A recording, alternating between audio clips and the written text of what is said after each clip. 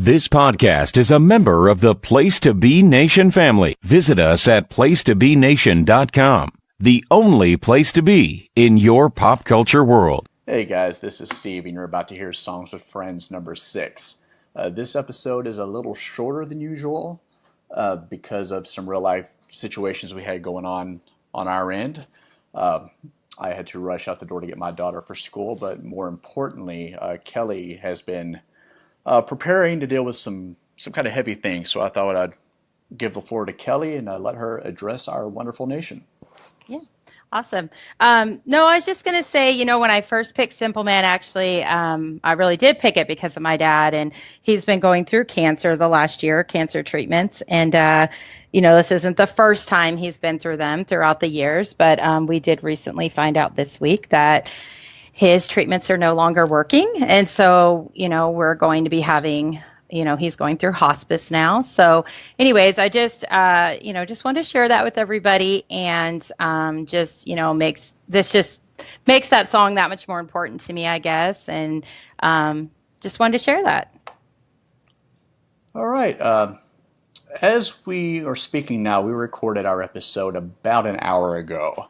And Kelly had kind of been on and off contact with family for the last few days, obviously, prepping for her trip back home to probably spend the last of the days with her father. Kelly, I know your dad listens to the show, which cracked me up when you told me that. He's awesome. Because some of the stuff we say and do here is hilarious. And God bless that man for not wanting to strangle me through the through the podcast app. Yes. Is there anything you want to say to your father before we go here today? Yeah, no, sure. I think that's funny you say that because my dad is ultra, he's fairly conservative and whatnot, but I think he always accepts who I am and the way I am. And I just totally feel appreciative of that. So I didn't in any show we've done, I've never thought about, I shouldn't say that because my dad's going to be mad, which I think is super cool. So no, and I just been very lucky in my life to have him, and thankful that I get to spend these last days with him for sure. So just everybody think about my family, and in the end, I had a good dad, so I cannot be, I can't be mad about that. So. All right. Well, very well spoken. Obviously, our thoughts are with you as you embark on this next few weeks, which I'm sure will be difficult. But just know that we're here, we're with you, and we care about you. Awesome. Thank you. All right, Place to Be Nation. Thanks for joining us. Songs with. How many of us have them? Songs with. Ones we can depend on. Songs with. How many of us have them? Songs with. Before we go any further. Songs with. Place to Be Nation, welcome to episode 6 of Songs with Friends here on the Place to Be Nation pop feed. My name is Steve Williams, and joining me once again is my co-host, Kelly. Kelly, how are you today? I'm good. How are you? I'm doing pretty good. As I was telling you off air, I've been running around 2 cities doing errands today and just now getting settled in. Hugo, the world-famous podcasting pup, is laying beside me, so if you hear an abrupt barking sound, it's because he has gone full asshole yet again. It's okay. All right, guys. For those of you who may be joining us for the first time, here on Songs with Friends, we go through song lyrics, kind of break down the backstory of what we think may or may not have happened, and we have some good personal sidebars, if you will, that may come up along the way. This week's first song will be a song from the 80s, which is very timely considering the Place to Be Nation poll we have going on right now, deciding who is the best 80s song. This is from the Outfield, and the song is called Your Love. Now, this song is from the 1985 album Play Deep, which, as we get into the song lyrics, I think that is an appropriate title for this disgusting album. Oh, shit. Now, this is one of those songs I've heard, 1,000 times, never thought twice of it. And as soon as I came up with the idea for this podcast, I went to my group chat, as I usually do, my 5 closest friends in the world, and Rich Fan, God bless him, he comes out with, oh man, you got to do this Outfield song. Within 10 seconds, I questioned my friendship with Rich. All of your friends. Last week, the Drake song wasn't, top of the chain of songs either. Yeah, I associate myself with unsavory people. What can I say? Makes life funner. Absolutely. So starting out here, Josie's on a vacation far away. Come around and talk it over. Okay, right away. He is seeing an opportunity to go out of bounds in his relationship with Josie. Although this being a British band, Josie could be the male. I don't know. Maybe Josie's the other person's partner. I can't call it.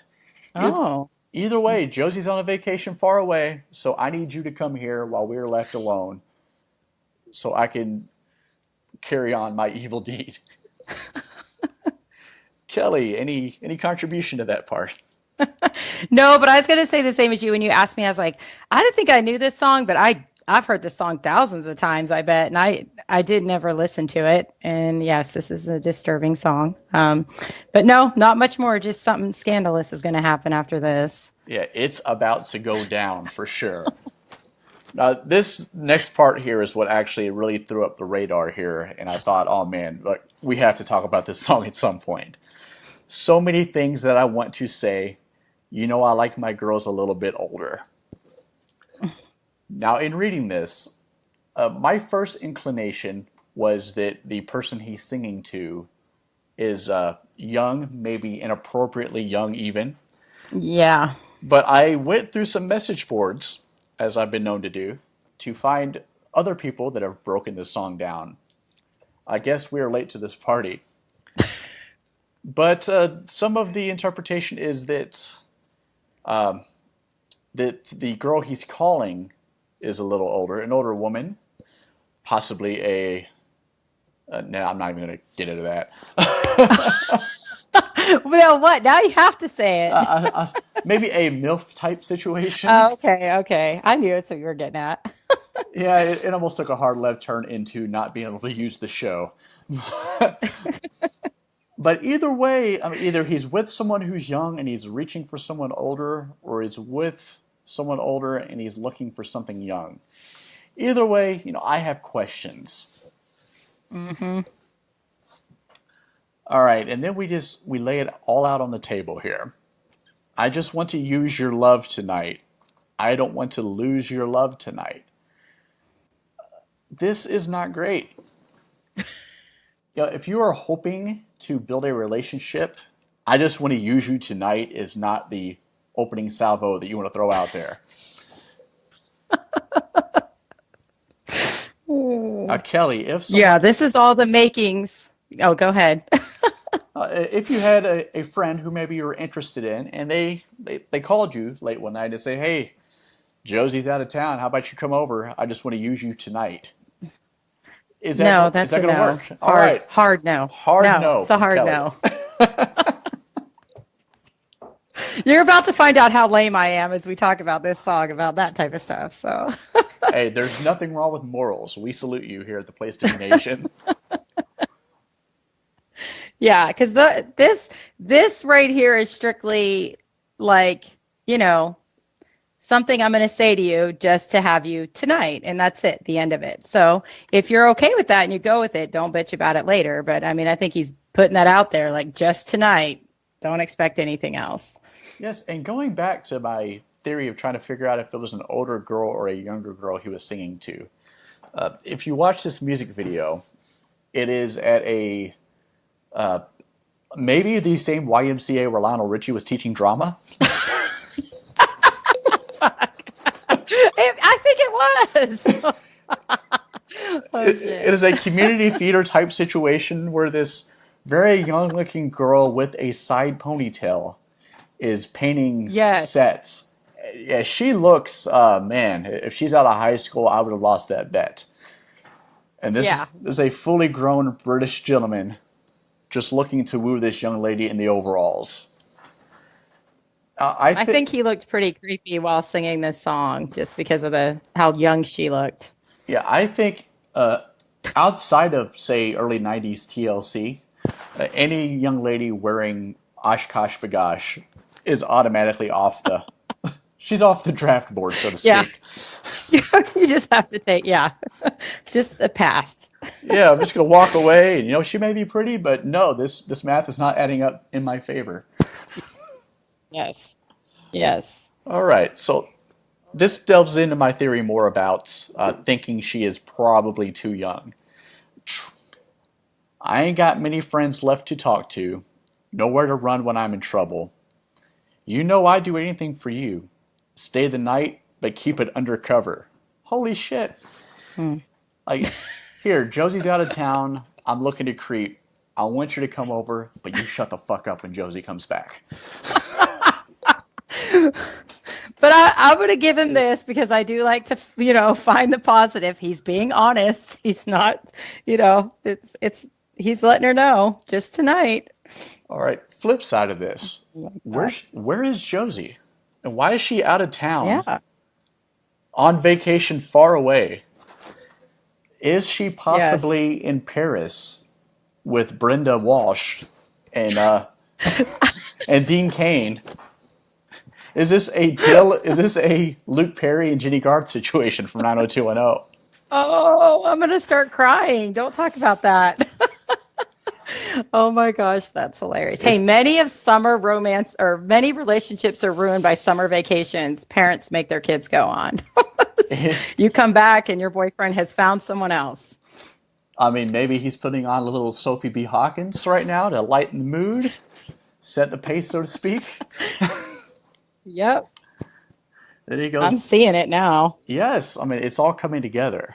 It says, try to stop my hands from shaking, but something in my mind's not making sense. His hands are shaking because he's nervous because he's a damn sex criminal and a pervert. That is my accusation here. I had different thoughts. Please Shocking, share. I know. Please share. And I'm probably being generous here, but I was thinking maybe because he was a little bit confused and maybe he had feelings for her, So maybe he's there now and he wasn't expecting to feel the way that he's feeling now that he's there. I will grant you that. That might check out. Maybe. It's been a while since we were all alone, but I can't hide the way I'm feeling. I think this is a nice way of saying he cannot hide his arousal in his pants right now.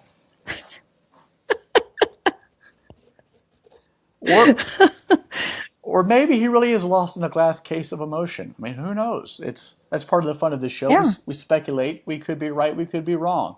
Until this guy from the Outfield decides to email us at ptbnsongsofriends@gmail.com. We'll never know. We need answers. He probably didn't even write it. No, he might have. The songwriter, I'm going to look this up right now. The songwriter is a John Frederick Spinks. So let's do a couple clicks here. It was penned by the band's guitarist. So not the guy who sang it, but the guitar player who was pinning his problematic behavior on the lead singer in a classic passing of the buck. Salute, John Spinks. I feel like they panned to him a lot in that video, too, that guy. They did. I felt like they showed him a lot. Looking creepily in the corner. Didn't he have the blonde? I felt like he had feathered blonde hair or something. I might be remembering that wrong. Kelly, I love that you used feathered as the descriptive word there. It was the 80s. So, I still see people with feathered hair. Yeah, this lead singer somewhat resembles John Cusack in Say Anything. And then you got his buddy with the feathered blonde hair looking like every college boyfriend from every 80s movie who was inexplicably dating a high school senior. This evidence is damning and it's adding up quickly. Yes. It's been a while since we were all alone, but I can't hide the way I'm feeling. As you're leaving, please would you close the door and don't forget what I told you. Holy shit. So at this point, wow. Yeah, right? I mean, they're done now at this point. Your Uber's outside, or whatever happens today. In the immortal words of Pauly D, the cats are in fact here, and it's time to go. Yeah. Uh-huh. Man, this is... I have major issues with feeling used like that, so I have never experienced this. So I just, but that would feel pretty shitty. Like, but he was up front with her. This is just tonight. So in the morning, you got to go, I guess. Or maybe not even the morning. It's like, you know what? It's 1 a.m. You know, the Tonight Show just went off. It's time for bed. You got to go. Oh, not even in the morning. Not even in the morning. Yeah. No. Oh, yeah. You got to go tonight, like when we're done. That's right. Ooh. I mean, you're not even dry yet, and it's time to go. Shit. Stop. Oh, it's time to go. That's hilarious. Just because you're right, that don't mean I'm wrong. Another shoulder to cry upon. I don't have much of an interpretation of this one. Kelly, do you have some insight as to what this line could mean? Yes. I think for me, it's more like, I don't know. They just both feel differently, but neither of them are right or wrong. Like she may want more, he doesn't want more, or, you know, but no one's right or wrong. It just is how you feel. You know what I mean? It's not like, that's how when I was reading that, I was thinking, you may be right. We belong together, or we could be more, but I don't feel that's going to happen because I have someone else, and that's who I'm going to be with, you know? So. You know, that makes sense. The another shoulder to cry upon part is the part that threw me. Like, is he pretty much acknowledging that he's going to hurt her and send her to the next shoulder, so to speak? You know, I'm leaving that open to some interpretation. Yeah, that part I don't know. I didn't really. I didn't have anything on that either. More the first line. So. All right, the moral of this song is do not have your young daughters around English fellas with feathered hair because they will ruin both your lives. Both of your lives, not just... Oh, that's awesome. Your life and the life of the person you care about will just be done. Yes. Thanks to this son of a bitch looking like Uncle Joey from Full House. Yeah, this song is pretty, it's pretty creepy, actually. Pretty creepy. All right, well, that ended much quicker than I anticipated because, you know, you can only rag on perverts for so long. So we're going to move on to Kelly's pick. This is one of my favorite songs by Lynyrd Skynyrd. This is Simple Man from the 1973 album, pronounced Lynyrd Skynyrd. Kelly, why did you pick this song? Okay. Well, I'm with you. I don't even know why I would say this, but it's like one of my top 5 favorite songs of all time. And it's kind of weird because I feel like this song is really more about like being a son and having a mom. But I feel like this song is always just reminding me, like my dad used to listen to it. And I guess I just always have thought it was what I think, like, you know, how I saw my dad and the way I would see like my brothers should be. And if I ever had a son, which I do not, and just kind of, you know, my vision for just a man, like the way he should, you know, what he should aspire to be in his life, I guess. So, and I don't know what it is. I could listen to this song. Like since I picked it, I've probably listened to it like 50 times in the last like 2 weeks. So I can hear it like over and over. I'll never get sick of it. So. You know, it's a great song, and there is a lot of great sound life advice in here. Probably the most I've heard packed into one song ever. So getting into this, Mama told me when I was young, come sit beside me, my only son, and listen closely to what I say. And if you do this, it'll help you some sunny day. So right away, we have a mother who is talking to her child. This is obviously from the perspective of a grown man looking back, and the mom sitting him down for this important life-changing talk. Kelly, anything further you want to add to that? Yeah, no, I always thought about it. I always like would think of this song, like my grandmother, my dad's mom, she was like I don't know, they would just, my dad has three brothers and two sisters, and my grandmother was like I don't know, she was awesome, and she would like whoop those boys and whipped them into shape, and they're all pretty good men, or whatever. And I just kind of always would really literally think of her just like sitting, these were things that she would say to them about how they should live their life, so, and my dad's dad was around, but it was like my grandmother was like, she was a boss, you know what I mean? And they didn't want to disappoint her or whatever. And so when I hear that, it always makes me think of my grandma and like how I think she was to her sons. Yeah, I think there is something to be said for being raised by a strong woman, especially if there's not as much of a man presence around. I think it takes a special type of woman to to successfully raise a man and lead him down the right path. I had a similar upbringing. My dad was around, but he was working or out hustling or whatever the hell it was he was doing all day. When he was home, he was essentially asleep. So my mom pretty much took control as far as all the guidance went. So now we get into the actual advice that the mother's giving him. Oh, take your time. Don't live too fast. Troubles will come and they will pass. I think this is a priceless bit of advice here. It's easy to get tied up in, woe is me, I'm in the midst of the hard times right now. How am I going to get through this? But know that, in most circumstances, there is light on the other side of that struggle. Mm-hmm. Yeah, I think just knowing that, this too shall pass, kind of repeating that to yourself will help get you through those hard times. Mm-hmm. Mm-hmm.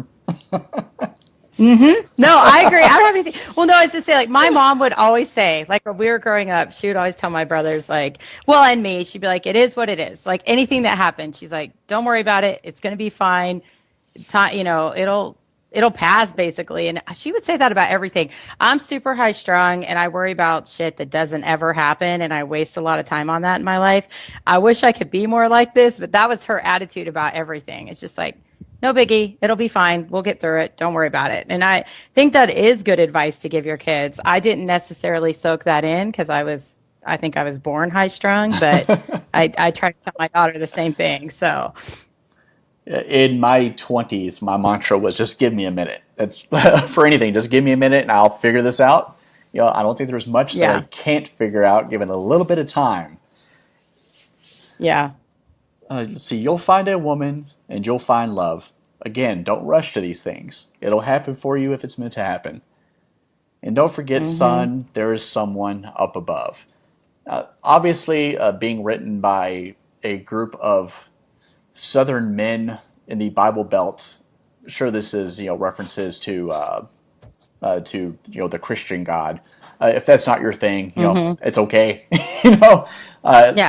Working in the professional healthcare setting, working with addiction, as we've touched on in the past, we teach a lot of the tenets of Alcoholics Anonymous, and recognizing there is a higher being is one of the big components of that. Recognizing that you may not necessarily be the one in control, essentially relieving yourself of that power and giving that power to someone that is greater than you, and knowing that sometimes it is out of your control and you have to let go and let God, as they say. Even if you're not a religious person, I think recognizing that is somewhat important in grounding yourself. Mm-hmm. Well, whatever it is that makes you be a better person or be a good person. I mean, if it's not God, whatever. I mean, I just think that's important too, that you have something that I don't know, that you can look to in life. And today I think there's a lot of flack about sometimes people being religious, or you want to be cautious about that. But I think at the end of the day, like when something really bad happens to a lot of people, even the not most religious, you're like, you start praying to something, so right. Whatever that is that helps you. Yeah. All right. And be a simple kind of man. Be something you love and understand. Baby, be a simple kind of man. I want you to do this for me, son, if you can. And I think that's pretty self-explanatory. Yeah. Don't get yourself bogged down with all these complications of life. I think this is really more poignant in 2018 than it was in 1973. Think of all the complications and distractions we have in life now. Oh gosh, yeah. Even just the day-to-day, everyday stuff that any of us have access to, internet, technology, phones, that kind of stuff. And then this whole culture of getting, keeping up with the Joneses, so to speak, all this HGTV culture of seeing people with $800,000 houses and deciding they need to build a $1.5 million swimming pool in the backyard and all that bullshit. Just knowing, it's so easy to bog yourself down with these things. You see people who appear to be living better than you, and there's that inclination to want to keep up their breakneck pace. That's not for everybody, and most of the time, it's not for those people. No. Would you rather be sitting on 2 acres of land and stuff you have to upkeep and be miserable all the time, breaking your back to keep up with it all? Or do you want to simplify things and have your peace of mind? Yeah. I actually don't watch HGTV anymore for this reason, because I used to watch it all the time, and I was like, it made me just constantly feel like my house wasn't good enough. I needed this, I needed that. And I was like, this is actually depressing. So I don't need to spend $500,000 to live in this. I don't know. I just think it's crazy. And it makes me actually, I know people love it. I'm not dissing it. It's just not for me, because I feel like all it does is remind me, shit, I need to make my house better than it is. And I have a nice house, but it feels like, it makes me feel like it's not enough for some reason. So. Hey, that's fair. All right. And this kind of ties. Plus, they show unrealistic things on there, like people that they have crazy jobs that are like not real job. I don't know what they do, and they're buying $1 million homes, and I really don't get it. So it's just like. Yeah, I alphabetize bookmarks. My budget is 7.3 mil. Yes. What? I'm like, what the fuck? Yeah, so some of that's a little off. I don't know what's going on there. Like, I am a nurse working with felons with psychiatric issues. I can't afford a $1 million house. What are these people making kosher straws doing to get that kind of money? Oh, man. And they only eat organic stuff. I mean, all of it. It's expensive. I don't know how they're doing it. Yeah, I have so many questions. That's a whole show in itself. See, that's what there should be, a show about behind the scenes of these HGTV people. I'll watch that. All right. Forget your lust for the rich man's gold. All that you need is in your soul. Let's see. And if you can do this, oh baby, if you try, all that I want for you, my son, is to be satisfied. Now, I need reminders on this section sometimes myself. Growing up poor, and then when I finished nursing school, I went on an idiotic spree that I even acknowledged at the time, which is stupid. I'm like, you know what? I have money in my pocket. I'm going to get all the shit that I couldn't get when I was 12, 13 years old. So I went... every game system, every game. I did. I bought everything I wanted except for a Super Nintendo. I went out and got $300 headphones and Air Jordans and all that shit, Wu-Tang Clan t-shirts, all the stuff that my mom wouldn't buy me back then. And again, it was, I can't even describe what that was. It was just almost like unfinished business, once I had a little bit of money. Yeah. And, now that I'm in a house that probably is too much for me. And the pendulum is swinging the other way now. Where I'm like, you know what? I would really like to simplify things and get more centered. Maybe not have so much stuff and keep up with anybody in particular. I just want to be able to live comfortably at this point. Maybe that's me getting old. Yeah. Maybe that's just financial burdens bringing me down. I don't know, but I think there is something to be said for living within your means for sure.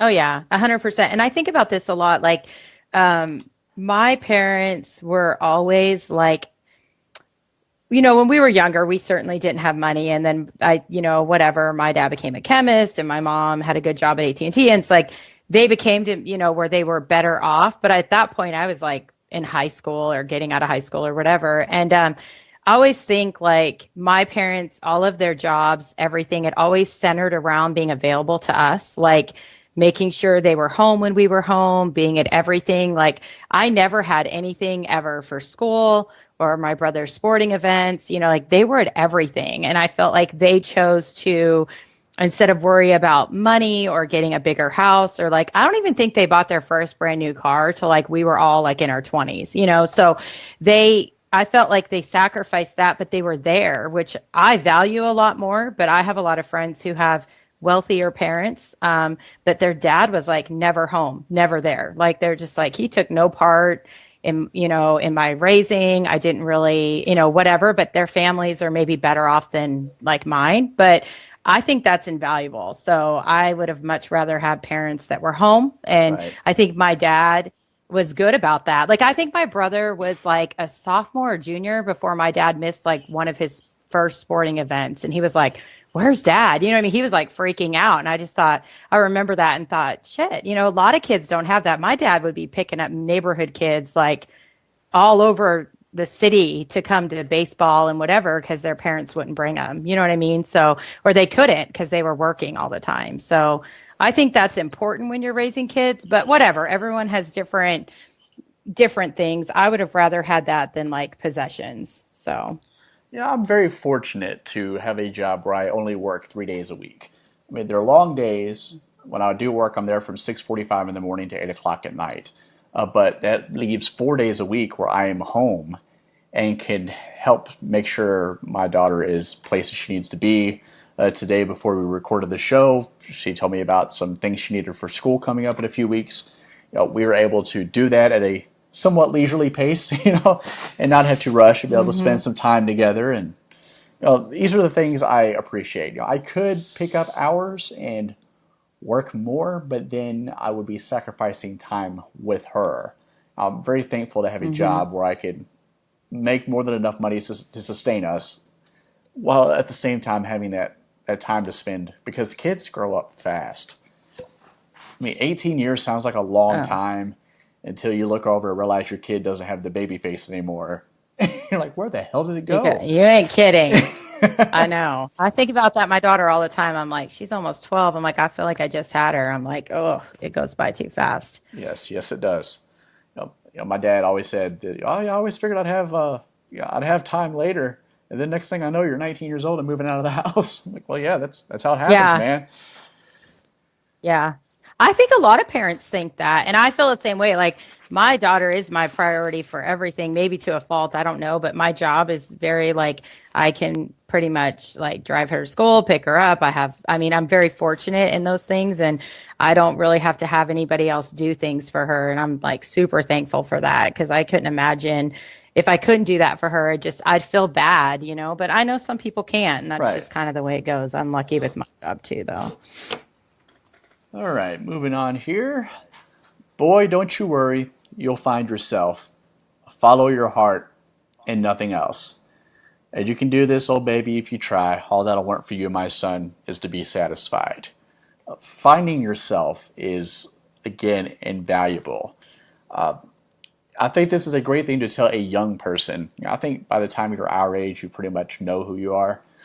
But in those early years, trying to find out who you are, you're getting your legs under you. You're learning from your peers. You're learning from media sources, TV, radio, and whatnot. It can be hard, trying to figure yourself out during those years. And I think knowing you have the support of someone is crucial to development. Absolutely. And I feel like too, like it's weird, but the follow your heart thing, like I think a lot of people, it's like we follow our head or what we think other people should want us to do or whatever. And I think that it's a hard way to live. It's not always a reality of how you should. I mean, it's how we should live, but we don't all do it. And that's a hard thing.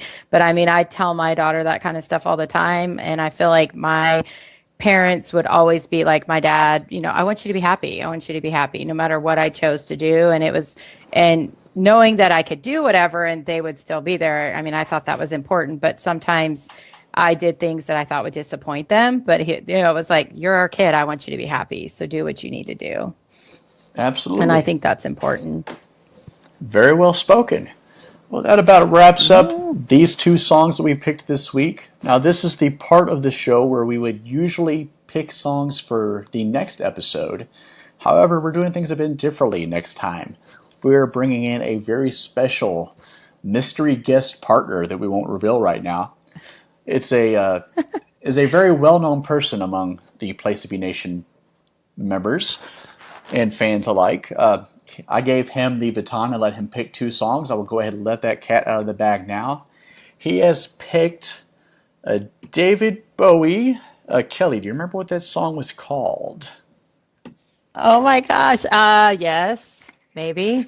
I have it. Quicksand. Yes, David Bowie's Quicksand. And also Kiss. Kiss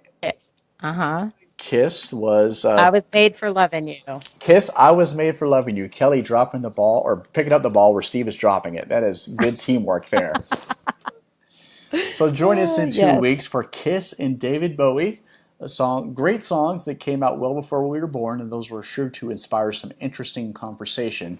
Also, I do want to throw out a cheap plug for those who haven't yet voted in the ongoing poll series on the Place to Be Nation website. We are currently deciding which song is the greatest song of the 1980s. There are daily polls going up Monday through Friday, so don't forget to check on that. That will be an ongoing series for the next few months. It's led to some great feedback, some great discussion, so don't forget to place your vote in there. Kelly, anything you want to plug? You could just follow me on Twitter or Instagram, same CalGene17. All right, you can follow me on Twitter at NotDrDeath. That is NOTDRDEATH,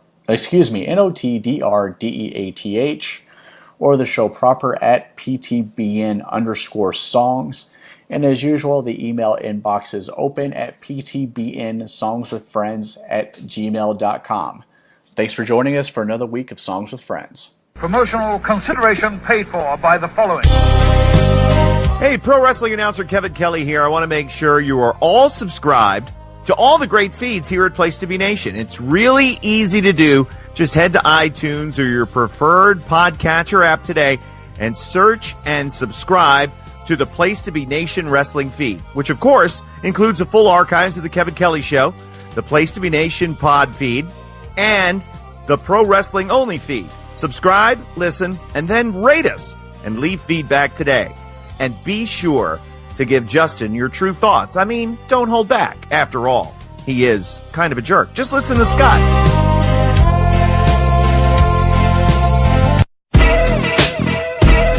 Place to Be Nation's JT Rosero and Chad Campbell here. We want to let you know that we have a ton of great podcasts available to you on iTunes, Stitcher, Google Play, and PlaceToBeNation.com. We offer them to you on 2 great feeds. On the Place to Be Nation wrestling feed, we bring you the Mothership, the Place to Be podcast, along with Main Event, Survey Says, the Monday Night Wars, and our monthly pay-per-view reaction show, as well as Jeff Learns Wrestling. In addition to these full-length shows, we also deliver special network podcasts and pod blasts on topics old and new. Over on the Pro Wrestling Only feed, we dive deep inside the wrestling business with a stacked army of experts leading the way. The feed features potpourri shows such as This Week in Wrestling, Greetings from Allentown, Match of the Week podcast, and the Military Industrial Suplex. We also have shows that focus intently on certain topics like Through the Years, Worldcast, Strong Style History, Strong Style Story, and Mount Olympus. Plus, the feed has the full archives of legendary shows like Titans of Wrestling, Where the Big Boys Play, Letters from Center Stage, and Letters from Kayfabe, plus much more. And on our very popular Place to Be Nation Pop podcast feed, we offer such great shows as Talkin' Pop, the Glenn Butler Podcast Hour Spectacular, NBA Team, PTBN Play, Sunday Groove, Breaking Balls, and Lucha Undead. As well as a veritable podcast heaven for comics fans. With the hard-traveling fanboys, Sellers Points, Todd Weber's Conversations, Geek and Sassy, and Marvel Age Podcasts. You can find all of these current shows, plus archives of our past podcasts, including The Kevin Kelly Show, as well by subscribing to both feeds on iTunes. And while there, be sure to rate and leave feedback today. All these shows, plus others, available at PlayStation.com, where we cover pro wrestling, sports, movies, comics, plus in-depth stretch projects and more. Be sure to support our site by using PlayStation.com/Amazon when doing your online shopping, and download our free PTB Vintage Vault Refresh ebooks via the links on our site.